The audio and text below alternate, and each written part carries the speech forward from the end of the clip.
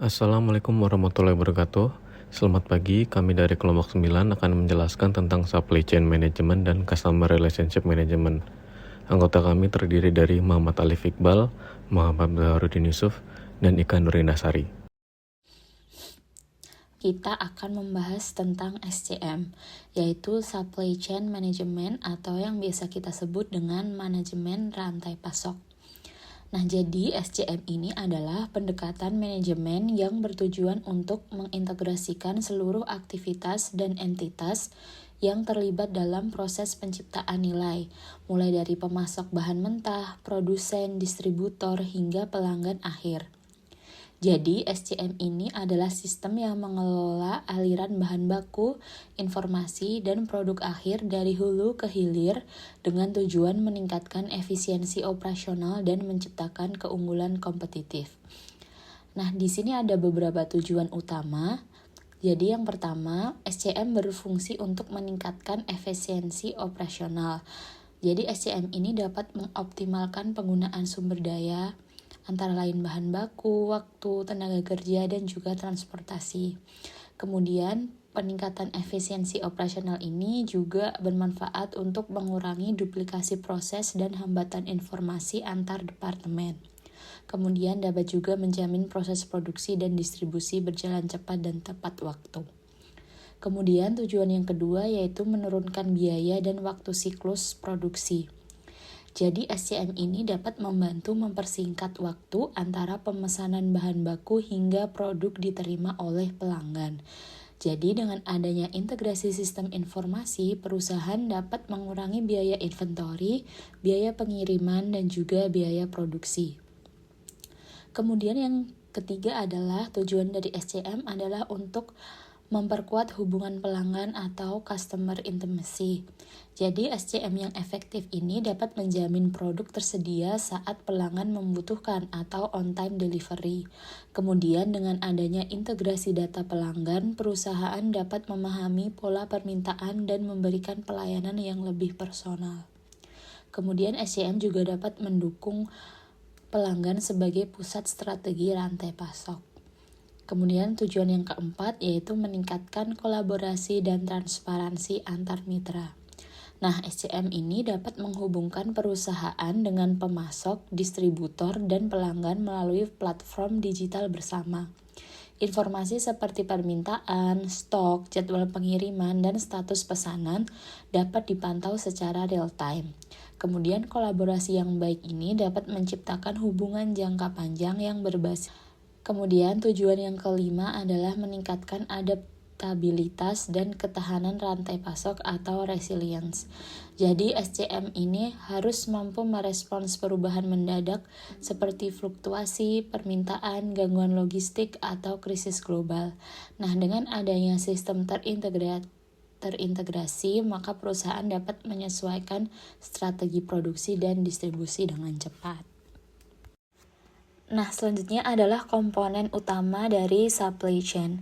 Jadi rantai pasok ini mempunyai 3 komponen utama. Yang pertama yaitu upstream, yang kedua internal supply chain, dan yang ketiga adalah downstream. Nah, pembahasan yang pertama kita akan membahas tentang upstream, yaitu biasa kita sebut dengan rantai pasok hulu. Jadi apa itu upstream? Jadi bagian upstream ini mencakup semua aktivitas dan pihak yang terlibat sebelum proses produksi dimulai, yaitu pemasok langsung atau tier 1, pemasok dari si pemasok langsung itu atau tier 2, dan pemasok tingkat 3 atau tier 3. Nah, tujuan utama bagian upstream ini adalah untuk memastikan ketersediaan bahan baku, komponen, dan layanan pendukung yang dibutuhkan oleh perusahaan manufaktur. Nah, aktivitas utama dari rantai pasok hulu atau upstream ini ada beberapa, yaitu untuk pemilihan dan evaluasi pemasok, kemudian untuk negosiasi kontrak dan penetapan harga bahan baku, kemudian untuk pemantauan kualitas bahan dan waktu pengiriman, kemudian untuk manajemen hubungan jangka panjang dengan pemasok, dan untuk koordinasi perencanaan kapasitas dan jadwal pengiriman. Nah, pada aktivitas upstream ini terdapat beberapa tantangan yang kemungkinan bisa terjadi.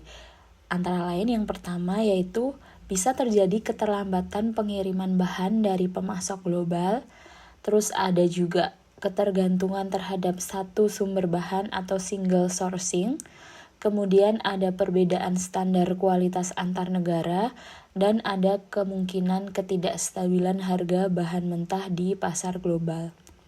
Contoh kasus nyata adalah misalnya Nike bekerja sama dengan ratusan pemasok kontrak di Asia seperti Indonesia, Thailand, dan Tiongkok.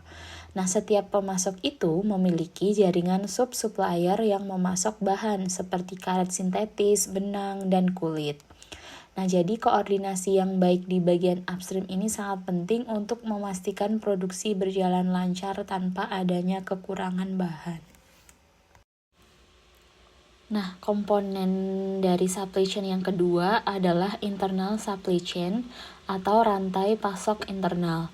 Nah, bahasa mudahnya di internal supply chain ini adalah merupakan proses produksinya. Jadi di bagian internal ini mencakup seluruh aktivitas transformasi bahan mentah menjadi barang jadi di dalam perusahaan. Nah, ini adalah pusat dari rantai pasok yang menghubungkan input dari pemasok dengan output ke pelanggan.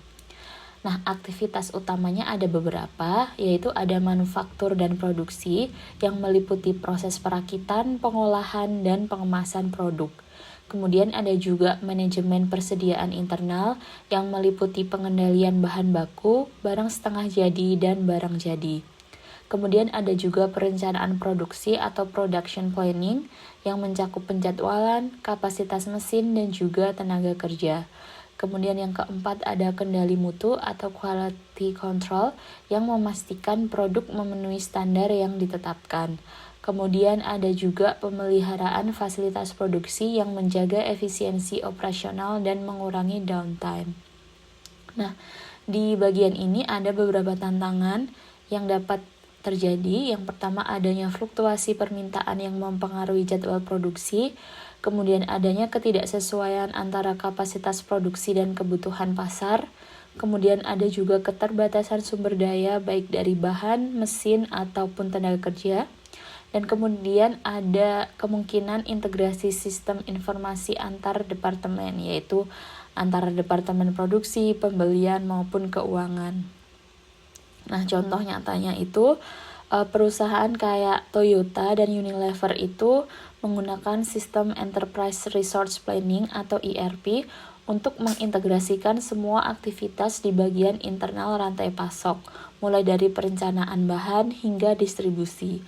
Nah, hal ini memungkinkan Toyota dan Unilever itu dapat menjaga efisiensi, keakuratan data, dan kecepatan respon terhadap perubahan permintaan. Nah, kemudian komponen utama yang terakhir dari supply chain adalah downstream atau biasa kita sebut dengan rantai pasok hilir. Jadi di bagian hilir ini mencakup seluruh aktivitas yang berhubungan dengan distribusi, penjualan, dan pelayanan pelanggan. Tujuannya adalah untuk memastikan produk jadi itu tersedia di pasar dengan waktu, jumlah, dan kualitas yang tepat. Nah, aktivitas utama dari bagian downstream ini ada beberapa. Yang pertama adalah distribusi dan logistik, yaitu pengangkutan produk ke pusat distribusi, retailer, atau pelanggan. Kemudian ada manajemen gudang atau warehouse management yang mengatur penyimpanan dan pengiriman barang jadi. Kemudian ada juga manajemen hubungan pelanggan atau CRM yang membangun loyalitas pelanggan melalui layanan purna jual. Kemudian ada forecasting permintaan pasar yang dapat memperkirakan tren penjualan dan menyesuaikan stok produk. Kemudian yang terakhir adalah kolaborasi dengan mitra distribusi, yaitu bekerja sama dengan distributor, retailer, dan platform e-commerce. Nah, ada beberapa tantangan dalam bagian downstream ini. Yang pertama adanya kemungkinan ketidakpastian permintaan konsumen, kemudian ada persaingan harga di tingkat retail, ada keterlambatan distribusi akibat kendala transportasi global, dan ada kemungkinan perubahan preferensi pelanggan secara cepat. Nah, contohnya Nike tadi, jadi Nike kan memiliki banyak retailer dan distributor di seluruh dunia. Nah, jadi koordinasi antara pusat distribusi dan toko ini sangat penting untuk menjaga ketersediaan produk populer seperti sepatu terbarunya Nike tanpa menimbulkan kelebihan stok di lokasi lain.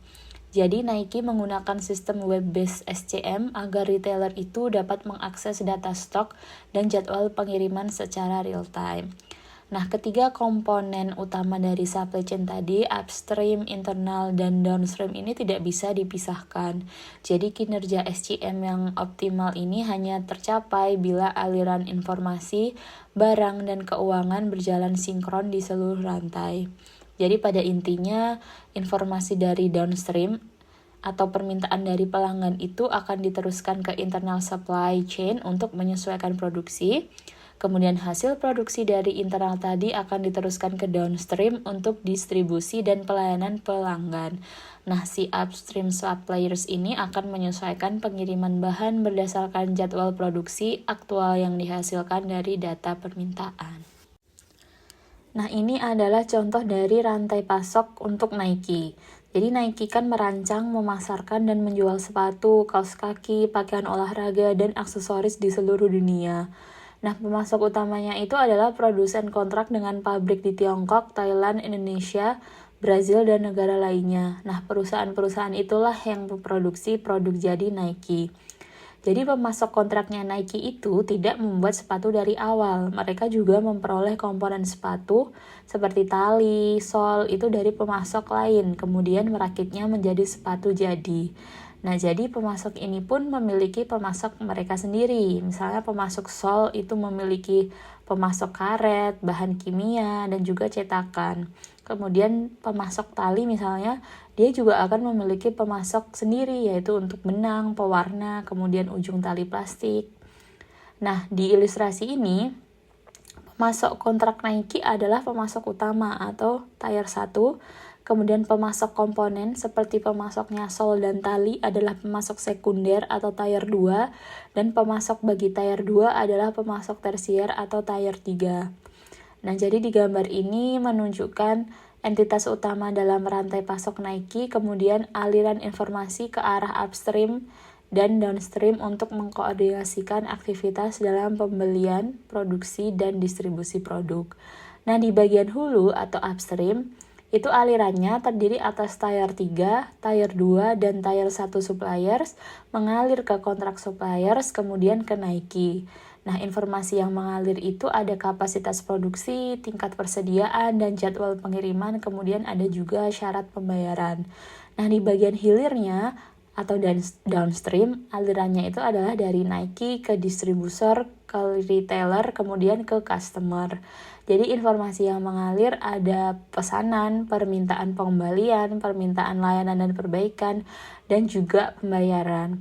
Jadi diagram ini menggambarkan bagaimana informasi dan material itu bergerak dua arah di sepanjang rantai pasok dari pemasok bahan baku hingga ke pelanggan akhir, kemudian kembali lagi untuk proses layanan atau pengembalian. Kemudian yang selanjutnya kita akan membahas tentang supply chain model. Jadi supply chain itu ada dua pendekatan model. Yang pertama adalah push based supply chain model, yang kedua adalah pull based supply chain model. Nah, kita bahas dulu yang pertama, yaitu push based supply chain model. Jadi model ini adalah pendekatan rantai pasok di mana produksi dan distribusi itu didorong oleh perkiraan permintaan atau forecast, bukan oleh permintaan aktual dari pelanggan. Artinya, perusahaan itu memproduksi barang lebih dahulu berdasarkan prediksi pasar, kemudian mendorong atau mempush produk tersebut ke distributor dan retailer. Nah, ini adalah alurnya. Jadi di model ini, supplier itu menyediakan bahan baku berdasarkan perkiraan kebutuhan, kemudian manufacturer atau produsen itu melakukan produksi sesuai forecast permintaan masa depan, kemudian distributor akan menyimpan barang dalam gudang berdasarkan jumlah yang diperkirakan akan terjual, kemudian retailer akan menaruh stok di rak toko sesuai proyeksi penjualan, dan akhirnya customer akan membeli produk yang tersedia di toko. Jadi kunci utama dalam model ini adalah perencanaan permintaan itu dilakukan di awal rantai pasok, dengan asumsi pasar akan menyerap produk tersebut. Nah, model ini ada beberapa kelebihan dan kekurangan. Nah, kelebihannya itu cocok untuk produk dengan permintaan yang stabil dan terukur, misalnya makanan pokok, minuman, dan sabun. Kemudian model ini juga dapat mencapai skala ekonomi karena produksi massal, dan proses produksi dan distribusinya akan lebih mudah dikendalikan karena perencanaan dilakukan di jauh hari sebelumnya. Nah, ada juga kekurangannya. Kekurangannya adalah resiko kelebihan stok atau overstock jika permintaan aktual itu lebih rendah dari perkiraan. Kemudian tidak fleksibel terhadap perubahan pasar atau tren konsumen, kemudian meningkatkan biaya penyimpanan dan risiko produk usang, kemudian respons terhadap pelanggan menjadi lambat karena semua didasarkan pada prediksi. Nah, contoh nyatanya itu di industri elektronik dan otomotif tradisional sering menggunakan model ini. Misalnya produsen TV dan mobil itu memproduksi stok besar berdasarkan prediksi penjualan tahunan. Nah, ternyata Coca-Cola juga menggunakan pendekatan ini untuk memastikan ketersediaan produk di seluruh dunia melalui distribusi besar-besaran berbasis perkiraan permintaan musiman. Kemudian model yang kedua adalah pull-based supply chain model. Jadi kalau pull-based ini adalah pendekatan rantai pasok di mana produksi dan distribusi itu dilakukan berdasarkan permintaan aktual pelanggan. Jadi transaksi dari pelanggan itu menarik atau pull aliran barang ke atas dari pengecer, distributor hingga produsen dan pemasok. Jadi kalau yang push tadi berdasarkan perkiraan, kalau yang pull ini berdasarkan permintaan aktualnya. Nah, kemudian ini adalah alur proses dari pendekatan pull base. Yang pertama adalah customer melakukan pemesanan aktual atau mengorder, kemudian retailer secara otomatis memperbarui stok berdasarkan pesanan tersebut, kemudian distributor mengisi kembali stok gudang sesuai pesanan retailer, kemudian manufacturer atau produsen memproduksi barang sesuai jumlah pesanan aktual, dan supplier menyediakan bahan baku berdasarkan kebutuhan produksi real. Jadi kunci utama dari model ini adalah digerakkan oleh data permintaan pelanggan yang sesungguhnya atau aktual. Nah, kelebihan dari model ini adalah dapat mengurangi risiko kelebihan atau kekurangan stok, dapat meningkatkan kepuasan pelanggan karena produk sesuai permintaan, kemudian dia juga fleksibel terhadap perubahan tren pasar, kemudian dapat menurunkan biaya inventory dan gudang, kemudian dapat menghasilkan sistem produksi yang efisien dan responsif.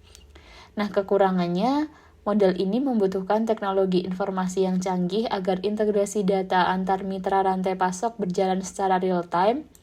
Terus ada juga resiko keterlambatan produksi jika pasokan bahan baku tidak cepat tersedia dan kurang cocok untuk produk dengan permintaan tinggi dan konstan karena bisa menghambat kecepatan pengiriman massal. Nah, contohnya adalah Dell. Jadi Dell ini menerapkan build-to-order system di mana komputer itu dirakit setelah pelanggan melakukan pemesanan. Nah, hasilnya adalah si Dell ini hampir tidak mempunyai stok yang menumpuk di gudang dan pelanggan itu mendapat produk yang dapat di-custom. Nah, selanjutnya kita akan membahas sistem informasi dalam SCM. Jadi yang pertama itu ada Supply Chain Planning System atau SCPS, yaitu perencanaan strategis dan taktis dalam rantai pasok. Jadi SCPS ini adalah perangkat lunak dan proses yang digunakan perusahaan untuk merencanakan dan mengoptimalkan aliran sumber daya, produksi, dan distribusi dalam rantai pasok. Sistem ini dapat membantu perusahaan memproyeksikan kebutuhan pasar, menyesuaikan kapasitas produksi, serta menentukan strategi logistik yang paling efisien. Tujuannya adalah untuk menyesuaikan kapasitas produksi dengan permintaan pasar, mengoptimalkan penggunaan bahan baku dan tenaga kerja, menentukan tingkat persediaan yang ideal agar tidak terjadi kelebihan atau kekurangan stok, mengatur lokasi dan metode distribusi produk secara efisien, dan meminimalkan biaya produksi dan logistik sambil tetap menjaga tingkat layanan pelanggan. Nah, komponen dari SCPS itu ada 5. Yang pertama adalah demand planning, yang fungsinya itu untuk memprediksi permintaan pelanggan menggunakan data historis dan tren pasar. Kemudian ada supply planning, yaitu menentukan kapasitas produksi, kebutuhan bahan, dan jadwal pengiriman. Kemudian ada production planning, yaitu menyusun jadwal produksi optimal berdasarkan kapasitas dan sumber daya. Kemudian ada distribution planning, yaitu menentukan lokasi gudang, rute pengiriman, dan metode transportasi. Dan yang terakhir ada scenario simulation, yaitu menguji berbagai skenario untuk mengantisipasi perubahan permintaan atau gangguan rantai pasok. Nah, contoh implementasinya ada 3. Yang pertama ada SAP Integrated Business Planning. Jadi dia mengintegrasikan perencanaan permintaan, pasokan, dan keuangan dalam satu platform berbasis cloud. Kemudian ada Oracle SCM Cloud yang menggunakan kecerdasan buatan untuk meningkatkan akurasi perencanaan permintaan. Kemudian ada GDA Software yang fokus pada optimisasi rantai pasok melalui machine learning dan predictive analytics. Kemudian sistem informasi dalam SCM yang kedua adalah Supply Chain Execution System atau SCES, yaitu sistem yang berfokus pada pengelolaan dan pengawasan aliran fisik barang, mulai dari produksi hingga pengiriman ke pelanggan akhir. Jadi SCPS yang tadi berfungsi untuk merencanakan, kemudian SCES ini berfungsi untuk melaksanakan dan memantau pelaksanaan dari rencana tersebut. Nah, fungsi utamanya ada tracking dan monitoring, yaitu melacak status barang secara real-time dari pabrik hingga pelanggan. Kemudian ada warehouse management yang mengatur penyimpanan, pengambilan, dan pengiriman barang di gudang. Kemudian ada transportation management yang mengoptimalkan rute dan mode transportasi untuk efisiensi biaya dan waktu. Kemudian ada order fulfillment, yaitu mengelola pemrosesan pesanan pelanggan dari penerimaan hingga pengiriman. Dan yang terakhir adalah financial settlement yang mengintegrasikan data keuangan seperti biaya logistik, faktur, dan pembayaran vendor. Nah, contoh implementasinya ada 3. Yang pertama ada Warehouse Management System atau WMS yang mengontrol pergerakan produk jadi di 4 pusat distribusi utama dan mengkoordinasikan pengiriman ke pelanggan secara efisien. Kemudian ada Transportation Management System atau TMS yang mengoptimalkan rute, melacak pengiriman, dan memberikan visibilitas kepada pelanggan. Kemudian yang terakhir ada Manufacturing Execution System, yaitu menghubungkan rantai produksi dengan sistem perencanaan untuk pelaporan status produksi secara langsung. Nah, selanjutnya kita akan membahas tentang permasalahan umum dalam SCM. Jadi masalah yang kemungkinan terjadi dalam SCM yang pertama adalah informasi yang tidak akurat atau tidak tepat waktu. Jadi ketika data itu mengenai permintaan pelanggan, tingkat persediaan, jadwal produksi, atau pengiriman yang tidak diperbaharui secara tepat waktu, maka seluruh proses rantai pasok menjadi tidak sinkron. Dampaknya apa? Dapat terjadi kelebihan persediaan, yaitu barang menumpuk di gudang karena permintaan yang sebenarnya lebih rendah dari perkiraan. Kemudian akan terjadi kekurangan stok yang barang tidak tersedia saat pelanggan membutuhkan karena informasi permintaan itu terlambat diterima. Kemudian ada biaya tambahan karena meningkatnya biaya penyimpanan, pengiriman darurat, serta penurunan kepuasan pelanggan. Nah, solusinya adalah untuk mengintegrasikan sistem informasi antar mitra rantai pasok dan untuk menerapkan real-time data sharing dan demand forecasting berbasis teknologi digital, misalnya ERP dan SCM software. Kemudian yang kedua adalah bullwhip effect atau efek cambuk. Jadi efek cambuk ini terjadi ketika informasi permintaan pelanggan menjadi terdistorsi saat berpindah dari pengecer ke distributor, produsen, hingga pemasok. Nah, perubahan kecil di tingkat konsumen ini dapat menyebabkan peningkatan yang besar dalam produksi dan persediaan di tingkat hulu. Nah, ini adalah bagannya. Jadi di gambar ini kan memperlihatkan beberapa struktur rantai pasok. Ada customer, retailer, distributor, manufacturer, ada tier 1 supplier, tier 2 supplier, dan tier 3 supplier. Nah, di bawah alur ini itu terdapat grafik gelombang fluktuasi permintaan. Nah, gelombang di sisi kanan atau di sisi customer itu relatif kecil dibanding yang kiri. Jadi semakin dia ke kiri atau ke bagian supplier tires gelombangnya itu semakin besar. Nah, artinya apa? Artinya adalah fluktuasi kecil pada sisi customer itu akan menghasilkan perubahan yang besar di tingkat pemasok. Jadi fenomena inilah yang disebut bullwhip effect karena dia seperti cambuk. Jadi getaran kecil di ujungnya itu akan menjadi ayunan besar di pangkalnya. Nah, jadi contohnya tuh misal permintaan konsumen, jadi pelanggan itu mungkin hanya menaikkan pembelian 5-10%, mungkin karena promosi. Misalnya penjualan popok di toko itu meningkat karena adanya promosi. Nah, di tingkat retailer, melihat kenaikan penjualan tersebut, retailer akan memesan stok lebih banyak ke distributor untuk mengantisipasi peningkatan permintaan itu. Akibatnya, si distributor melihat permintaan naik secara signifikan dan menaikkan pemesanan ke produsen. Kemudian di tingkat distributor ini tidak tahu apakah kenaikan ini bersifat permanen atau sementara. Nah, untuk berjaga-jaga, mereka memesan lebih banyak lagi ke produsen agar stok tidak habis. Kemudian di tingkat produsen, melihat lonjakan yang besar dari pesanan dari distributor itu, produsen akan menambah kapasitas produksi dan meminta bahan baku dalam jumlah besar dari pemasok. Kemudian di tingkat supplier, di tier 1, 2, dan 3, maka di setiap tingkat pemasok itu akan menaikkan produksinya untuk memenuhi permintaan yang dianggap meningkat. Hasilnya apa? Hasilnya akan terjadi penumpukan persediaan besar di seluruh rantai pasok. Nah, dampak dari Blue Whip ini adalah menumpukan stok di berbagai titik rantai pasok, meningkatkan biaya produksi, penyimpanan, dan transportasi, dan ketidakefisienan operasional dan penurunan profitabilitas. Nah, solusinya adalah dapat dihindari dengan meningkatkan transparansi data antar anggota rantai pasok, kemudian mengimplementasikan sistem perencanaan permintaan terintegrasi dan kolaboratif forecasting, dan menggunakan teknologi seperti IoT dan cloud-based SCM system untuk memantau data secara langsung. Kemudian, permasalahan yang ketiga adalah kurangnya koordinasi antar mitra rantai pasok. Jadi rantai pasok modern ini kan melibatkan banyak pihak seperti pemasok, produsen, distributor, penyedia logistik, dan juga pengecer. Nah, kurangnya koordinasi ini akan menyebabkan keterlambatan, konflik jadwal, dan ketidakefisien dalam distribusi barang. Solusinya adalah untuk mengadopsi Supply Chain Integration System berbasis ERP atau SCM.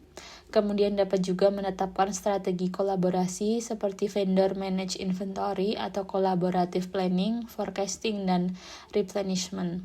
Kemudian dapat juga menjalin kemitraan jangka panjang berbasis kepercayaan dan transparansi data. Sebelum era internet, perusahaan menerapkan model push-based. Dalam model ini, produksi didasarkan pada perkiraan atau forecast demand. Jadi, produk didorong ke pelanggan, terlepas dari apakah mereka benar-benar menginginkannya pada saat itu atau tidak. Model ini memiliki risiko yang cukup besar. Bisa terjadi kelebihan stok di gudang karena produksi berlebih, atau sebaliknya, kekurangan stok ketika demand tiba-tiba meningkat. Kelebihan atau kekurangan stok ini sama-sama merugikan perusahaan, baik dari segi biaya penyimpanan maupun kehilangan peluang penjualan. Namun, berkat kemajuan teknologi internet, muncul model yang lebih responsif, yaitu pull-based supply chain. Dalam model ini, produksi dipicu oleh pesanan aktual dari pelanggan. Informasi mengalir dari pelanggan ke produsen, menciptakan rantai pasokan yang didorong permintaan atau demand driven. Make what we sell, not sell what we make. Dengan kata lain, perusahaan tidak lagi memproduksi barang secara spekulatif berdasarkan prediksi, melainkan merespons permintaan nyata dari pasar. Ini jauh lebih efisien dan mengurangi waste dalam supply chain. Sekarang, mari kita bahas secara spesifik bagaimana teknologi informasi berperan dalam mentransformasi supply chain manajemen modern. Ada 4 peran kunci TI yang sangat fundamental. Yang pertama adalah integrasi dan otomasi informasi.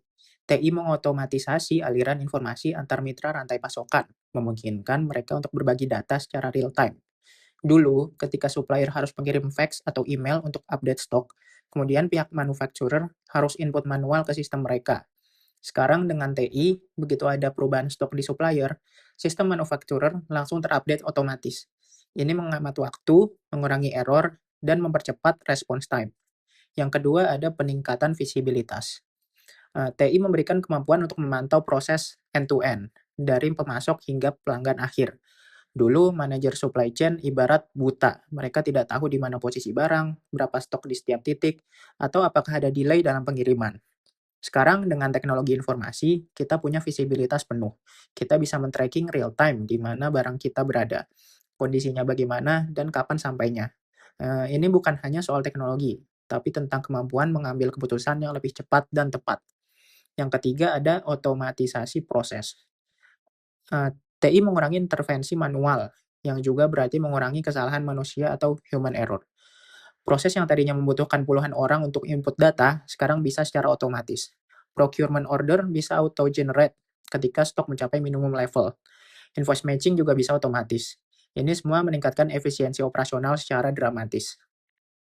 Keempat, pengambilan keputusan berbasis data. Teknologi informasi menyediakan data dan alat analitik untuk optimasi dan pengambilan keputusan yang lebih baik. Dulu keputusan dibuat based on experience atau feeling. Sekarang setiap keputusan didukung oleh data analitik. Berapa perkiraan demand bulan depan berdasarkan pola historis, tren secara musiman, bahkan ada analisis sentimen sosial media. Dalam era industri 4.0, ada beberapa teknologi kunci yang benar-benar mentransformasi supply chain. Mari kita bahas satu persatu. Pertama ada Internet of Things atau IoT. IoT menggunakan sensor pintar untuk pelacakan real-time dan pemantauan kondisi seperti suhu, kelembapan, bahkan getaran selama pengiriman atau di gudang. Contohnya, jika ada pengiriman vaksin yang harus dijaga suhunya 2-8 derajat Celcius, dengan sensor IoT, kita bisa memonitor suhu kontainer setiap saat. Kalau suhunya naik di atas 8 derajat, sistem langsung kirim alert ke tim logistik untuk ambil tindakan. Ini menyelamatkan produk senilai miliaran rupiah, dan yang lebih penting adalah menjaga keselamatan konsumen. Yang kedua, ada AI dan machine learning, yang digunakan untuk analitik prediktif dan peramalan permintaan yang jauh lebih akurat. Metode forecasting tradisional mungkin kurang akurat. Dengan AI dan machine learning yang menganalisis puluhan variabel seperti historis penjualan, cuaca, event kalender, tren media sosial, bahkan indikator ekonomi, akurasi bisa mendekati sempurna. Ini perbedaan yang sangat signifikan dalam mengurangi stock out atau overstock. Yang ketiga ada big data analytic, yaitu menganalisis data dalam jumlah besar untuk menemukan pola tersembunyi dan peluang optimasi. Perusahaan besar seperti Amazon memproses miliaran transaksi. Dari data ini, mereka bisa tahu produk apa yang biasanya dibeli bersamaan, wilayah mana yang demand-nya tinggi, bahkan jam berapa orang paling sering order. Semua insight ini digunakan untuk optimasi inventory placement, pricing strategy, dan marketing campaign. Cloud computing menyediakan platform SCM yang scalable, fleksibel, dan dapat diakses dari mana saja. Dulu, sistem SCM harus install on-premise dengan server sendiri. Mahal, susah di-maintain, dan tidak fleksibel. Sekarang dengan cloud, perusahaan kecil bisa akses perangkat lunak enterprise level SCM, bayar per bulan, dan bisa scale up atau scale down sesuai kebutuhan. Tim juga bisa akses dari mana saja. Ini sangat penting di era kerja remote dan kolaborasi global. Lalu ada digital twin, yaitu membuat replikasi atau simulasi digital dari rantai pasok fisik untuk menguji skenario tanpa risiko. Misalnya kita ingin tahu, kalau misalnya kita buka warehouse baru di Surabaya, bagaimana dampaknya ke waktu pengiriman dan biaya transportasi. Dengan digital twin, kita bisa lihat simulasi berbagai skenario. Misalnya buka di Surabaya atau kota lain, buka di Semarang atau Bandung, dan lihat mana yang paling optimal. Semuanya secara virtual sebelum investasi nyata. Lalu ada blockchain yang meningkatkan transparansi dan kemampuan pelacakan produk dari hulu ke hilir. Dalam industri makanan misalnya, dengan blockchain, konsumen bisa scan QR code dan tahu persis produknya berasal dari petani mana, kapan dipanennya, melalui proses apa, disimpan di mana, dan kapan sampai ke toko. Semua info ini tidak bisa diubah atau dipalsukan. Ini sangat penting untuk keamanan makanan, verifikasi keaslian, dan mencegah produk tiruan. Kemudian yang selanjutnya adalah Customer Relationship Management atau yang disingkat CRM. CRM adalah sistem yang digunakan oleh perusahaan untuk mengelola hubungan dengan pelanggan. Kenapa hubungan dengan pelanggan itu penting? Competitive advantage yang berdasarkan inovasi produk atau layanan baru biasanya berumur pendek. Banyak perusahaan mulai menyadari bahwa kekuatan kompetitif mereka yang mungkin paling bertahan lama adalah hubungan dengan pelanggan. Fungsi CRM adalah yang pertama, menangkap, konsolidasi, analisis data pelanggan, dan mendistribusikan hasilnya ke berbagai sistem dan customer touchpoint, atau yang disebut contact point. Touchpoint adalah metode interaksi dengan pelanggan, misalnya melalui telepon, email, website, sosial media, toko retail, dan lain-lain. Yang kedua adalah menyediakan tampilan tunggal perusahaan terhadap pelanggan. Selanjutnya adalah menyediakan pelanggan tampilan tunggal perusahaan pada touchpoint, menyediakan alat analisis untuk menentukan value, loyalitas, dan profitabilitas pelanggan, dan membantu dalam mendapatkan pelanggan baru, memberikan layanan dan dukungan yang lebih baik kepada pelanggan, menyesuaikan penawaran berdasarkan preferensi pelanggan, memberikan nilai berkesinambungan untuk mempertahankan pelanggan yang profitable. Di bisnis kecil, mungkin lebih mudah menjalin hubungan dengan pelanggan yang lebih intim, namun tidak untuk perusahaan besar. Di perusahaan besar, biasanya proses sales, marketing, dan customer service itu sangat tersegmentasi, dan masing-masing departemen ini jarang berbagi informasi pelanggan yang penting. Misalnya, data pelanggan berdasarkan produk yang dibeli disimpan di departemen satu, sementara data lainnya atas pelanggan yang sama disimpan di departemen lainnya. Nah, disinilah CRM hadir. Sistem CRM menggaji pelanggan dari perspektif yang beragam. Sistem ini menggunakan serangkaian aplikasi yang terintegrasi untuk menangani semua aspek hubungan pelanggan, termasuk customer service, sales, dan marketing. Kemudian perangkat lunak CRM. Rentangnya itu dari alat yang spesifik hingga aplikasi perusahaan yang berskala besar. Nah, CRM yang lebih komprehensif ini memiliki dua hal. Yang pertama adalah modul PRM atau Partner Relationship Management. Modul PRM ini meningkatkan kolaborasi antara perusahaan dan mitra penjualan. Kemudian yang kedua adalah modul ERM atau Employee Relationship Management. Modul ERM ini menangani masalah karyawan yang berkaitan erat dengan CRM, misalnya penetapan target dan manajemen kinerja karyawan. Nah, software CRM ini biasanya terdiri dari 3 tools, yaitu untuk sales, customer service, dan marketing. Untuk tools yang sales, ada Salesforce Automation atau SFA Modules. Nah, modul ini berfungsi untuk memfokuskan upaya pada pelanggan yang menguntungkan, memungkinkan berbagi informasi pelanggan dan calon pelanggan, membantu mengurangi biaya perpenjualan, biaya perolehan pelanggan, dan biaya retensi pelanggan, serta menyusun proyeksi penjualan, manajemen teritori, dan penjualan tim. Kemudian kedua adalah Customer Service Module. Ini berfungsi untuk menetapkan dan mengelola service request dari pelanggan dan mengelola saluran telepon saran, dukungan situs web, dan lain-lain. Misalnya, ketika pelanggan menghubungi nomor telepon standar, maka sistem akan mengarahkan panggilan tersebut ke petugas layanan yang tepat, yang memasukkan informasi tentang pelanggan tersebut ke dalam sistem cukup sekali. Ketika data pelanggan sudah ada di dalam sistem, petugas layanan manapun dapat menangani hubungan pelanggan. Akses yang lebih baik ke informasi pelanggan yang konsisten dan akurat membantu call center menangani lebih banyak panggilan per hari dan mengurangi durasi setiap panggilan. Dengan demikian, call center dan tim layanan pelanggan mencapai produktivitas yang lebih tinggi, waktu transaksi yang lebih singkat, dan kualitas layanan yang lebih tinggi dengan biaya yang lebih rendah. Pelanggan juga akan lebih puas karena mereka menghabiskan lebih sedikit waktu di telepon untuk menyampaikan kembali masalah mereka kepada petugas layanan pelanggan. Yang ketiga adalah marketing modules.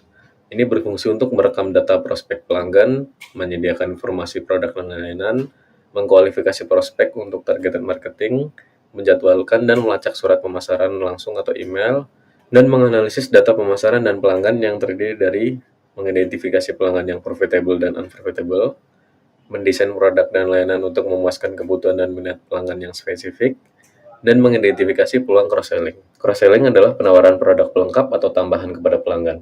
Misalnya, ketika pelanggan membeli laptop, perusahaan dapat menawarkan tas laptop, mouse, atau antivirus. Selanjutnya adalah bagaimana sistem CRM dapat mendukung marketing. Berikut adalah contoh respon terhadap kampanye promosi per channel.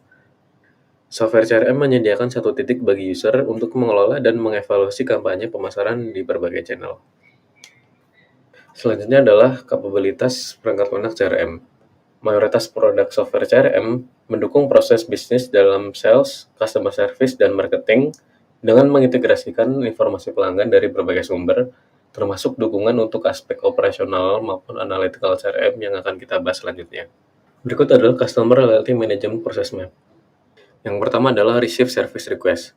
Ini adalah titik masuk masalah atau permintaan pelanggan, bertujuan untuk menangkap niat pelanggan, misalnya komplain, pertanyaan produk, atau permintaan bantuan. Selanjutnya adalah obtain customer information, mengambil dari customer database, identitas, konteks pelanggan, riwayat, preferensi, dan lain-lain. Apabila tidak tersedia data sehingga tidak bisa memberi perlakuan personal, maka disalurkan ke base agent agar masalah tetap dapat di-resolve sambil mendorong perekaman data. Apabila data tersedia, maka dilakukan scoring customer untuk menentukan apakah pelanggan itu memiliki value yang tinggi dan loyalitas. Apabila iya, maka layak mendapatkan perlakuan prioritas, seperti diskon eksklusif, antrean prioritas, personal account manager, penawaran cross-sell atau upsell, dan lain-lain. Jika bukan pelanggan high value atau bukan pelanggan yang loyal, maka sistem akan menyalurkan ke agen yang paling sesuai. Setelah dilakukan service, maka hasilnya akan direkam di CRM. Selanjutnya adalah dua kategori CRM. Yang pertama adalah operational CRM, yaitu aplikasi yang berhadapan langsung dengan pelanggan, contohnya alat untuk otomatisasi tenaga penjualan, call center dan customer service, dan otomatisasi pemasaran. Selanjutnya adalah analytical CRM, yaitu aplikasi untuk menganalisis data pelanggan berdasarkan data warehouse yang dihasilkan dari operational CRM dan touchpoints pelanggan. Output penting lainnya dari analytical CRM adalah Customer Lifetime Value atau CLTV. CLTV didasarkan pada hubungan antara revenue yang dihasilkan oleh pelanggan tertentu, biaya yang dikeluarkan untuk mendapatkan dan melayani pelanggan tersebut, dan perkiraan umur hubungan antara pelanggan dengan perusahaan. Berikut adalah grafik analytical CRM. Analisis dilakukan berdasarkan data dari operational CRM, customer touchpoints, dan sumber lain yang telah diorganisasi di data warehouse atau platform analitis lainnya. Analisis dapat berupa OLAP atau Online Analytical Processing, data mining, atau teknik analisis data lainnya. Selain Customer Lifetime Value, Analytical CRM ini berfungsi mengidentifikasi mana data pelanggan yang profitable atau unprofitable dan buying pattern, menciptakan segmen pasar untuk targeted marketing, profil pelanggan, dan churn rates. Churn rate adalah tingkat pelanggan yang berhenti menggunakan produk atau layanan dalam periode tertentu. Selanjutnya adalah nilai bisnis dari sistem CRM. Perusahaan dengan sistem CRM yang efektif akan mendapatkan beberapa manfaat, diantaranya meningkatkan kepuasan pelanggan, mengurangi direct marketing cost, marketing yang lebih efektif, mengurangi biaya perolehan dan retensi pelanggan, meningkatkan sales revenue, dan mengurangi churn rate. Sekarang, mari kita lihat implementasi nyata dari teknologi informasi dalam supply chain management. Studi kasus pertama adalah Lenzing Group. Lenzing Group adalah perusahaan yang berbasis di Austria, produsen serat tekstil berbasis kayu yang sustainable. Mereka menghadapi tantangan besar dalam menyeimbangkan supply dan demand secara global.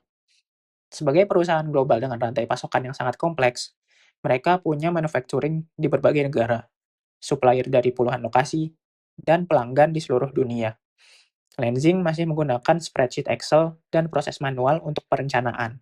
Akibatnya, terjadi ketidakcocokan besar antara pasokan dan permintaan. Kadang stok habis dan mereka kehilangan opportunity sales. Kadang sebaliknya, inventory menumpuk dan menyebabkan carrying cost yang sangat tinggi. Ini adalah masalah klasik dari supply chain yang tidak terintegrasi dengan baik. Lenzing memutuskan untuk mengimplementasikan perangkat lunak JDA Sales and Operations Planning sebagai platform berbasis cloud. Ada beberapa hal kunci dalam penerapannya. Pertama, mereka mengintegrasikan dan menghubungkan data dari peramalan permintaan, perencanaan penjualan, dan operasi pabrik secara digital dalam satu platform. Jadi tidak ada lagi data yang terpisah-pisah di berbagai spreadsheet. Kedua, sistem ini memberikan visibilitas data terpusat bagi manajemen untuk analisis dan forecasting. Semua stakeholder, dari sales, production, procurement, hingga C-level melihat data yang sama, real-time, dan bisa berkolaborasi dalam planning proses. Hasilnya sangat mengesankan dan terukur. Pertama, pengurangan 50% dalam waktu perencanaan dan pengambilan keputusan. Proses yang tadinya butuh berminggu-minggu dengan rapat dan spreadsheet yang ribet, sekarang bisa dilakukan dalam hitungan hari dengan kolaborasi yang jauh lebih efisien. Yang kedua, peningkatan akurasi peramalan. Forecasting mereka menjadi jauh lebih akurat karena menggunakan analisis yang lebih advance dan mengintegrasikan data dari berbagai sumber. Ketiga, alokasi sumber daya menjadi lebih baik. Mereka bisa mengalokasikan kapasitas produksi, raw material, dan tenaga kerja dengan lebih optimal berdasarkan forecast yang lebih akurat. Keempat, dan ini sangat penting untuk sustainability komitmen mereka, Mereka berhasil meminimalkan limbah dan menciptakan rantai pasokan yang lebih ramping. Sampah yang lebih sedikit berarti lebih sustainable dan lebih profitable. Studi kasus kedua adalah dari Indonesia, yaitu PT Unilever Indonesia. Unilever Indonesia membutuhkan pemantauan kondisi produk seperti suhu dan kelembapan secara real time untuk menjamin kualitas produk mereka. Ini sangat kritis karena banyak produk Unilever yang sensitif terhadap suhu dan kelembapan. Tantangan kedua, mereka juga ingin mencegah kerusakan mesin pabrik yang mendadak. Breakdown yang tidak terprediksi bisa menyebabkan production stop, delay pengiriman, dan kerugian finansial yang besar. Solusinya, Unilever mengimplementasikan Internet of Things dan dashboard berbasis cloud untuk visibility dan monitoring real time. Pertama, mereka memasang sensor pintar di lini produksi dan gudang. Sensor-sensor ini memonitor berbagai parameter seperti suhu, kelembapan, tekanan, bahkan getaran pada mesin. Kedua, semua data ini dikirim ke dashboard cloud terpusat. Jadi tim bisa memonitor kondisi dari puluhan lokasi dalam satu layar. Ketiga, sistem otomatis mengirim peringatan jika ada produk yang keluar dari batas toleransi suhu. Misalnya, kalau suhu storage melebihi 25 derajat untuk produk tertentu, alert langsung muncul dan tim bisa mengambil langkah sebelum produk rusak. Keempat, mereka menerapkan predictive maintenance pada mesin untuk mencegah breakdown.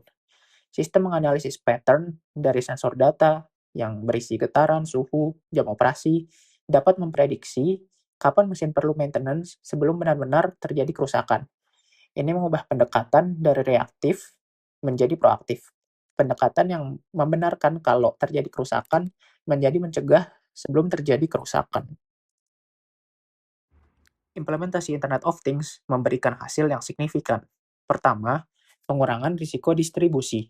Dengan monitoring secara real-time, mereka bisa mendeteksi dan merespon terhadap permasalahan sebelum menjadi masalah besar. Produk yang kualitasnya terjaga berarti lebih sedikit pengembalian, lebih sedikit komplain, dan reputasi yang lebih baik. Kedua, penghematan biaya logistik. Dengan visibility yang lebih baik dan predictive maintenance, biaya operasional menjadi lebih efisien. Ketiga, peningkatan visibilitas dan transparansi end-to-end. Manajemen bisa melihat dengan persis apa yang terjadi di setiap titik dalam supply chain mereka, dari produksi sampai distribusi. Keempat, peningkatan kepuasan pelanggan karena kualitas produk terjaga. Produk sampai ke pelanggan dalam kondisi optimal, dan ini secara langsung berdampak pada kepuasan pelanggan dan loyalitas brand. Dari kedua studi kasus tadi dan pembahasan teknologi, kita bisa simpulkan bahwa penerapan teknologi informasi dalam supply chain management memberikan nilai bisnis yang sangat konkret dan terukur. Pertama, teknologi informasi membantu mengurangi skenario stok habis atau inventory yang berlebih. Dengan peramalan yang lebih akurat dan real-time, perusahaan bisa menyeimbangkan antara supply dan demand dengan jauh lebih presisi. Kedua, implementasi teknologi informasi mengurangi biaya inventory, transportasi, dan kerugian akibat produk yang rusak. Setiap inefisiensi dalam supply chain punya dampak pada biaya. Teknologi informasi membantu mengeliminasi sampah dan mengoptimasi setiap langkah dalam rantai pasok. Yang ketiga, pengiriman menjadi lebih cepat dan lebih bisa diandalkan. Dalam era e-commerce, kecepatan dan keandalan adalah keunggulan kompetitif yang sangat penting. Utilisasi gudang, pabrik, dan armada transportasi menjadi lebih optimal. Aset yang sama bisa menghasilkan output yang lebih besar, karena diatur dengan lebih efisien menggunakan data dan analitik. Yang terakhir, teknologi informasi memastikan produk tersedia di tempat dan waktu yang tepat saat pelanggan menginginkannya. Ketersediaan produk adalah fundamental untuk penjualan. Kalau produk tidak ada saat customer mau beli, kesempatan akan hilang, dan pelanggan mungkin akan beralih ke kompetitor lain.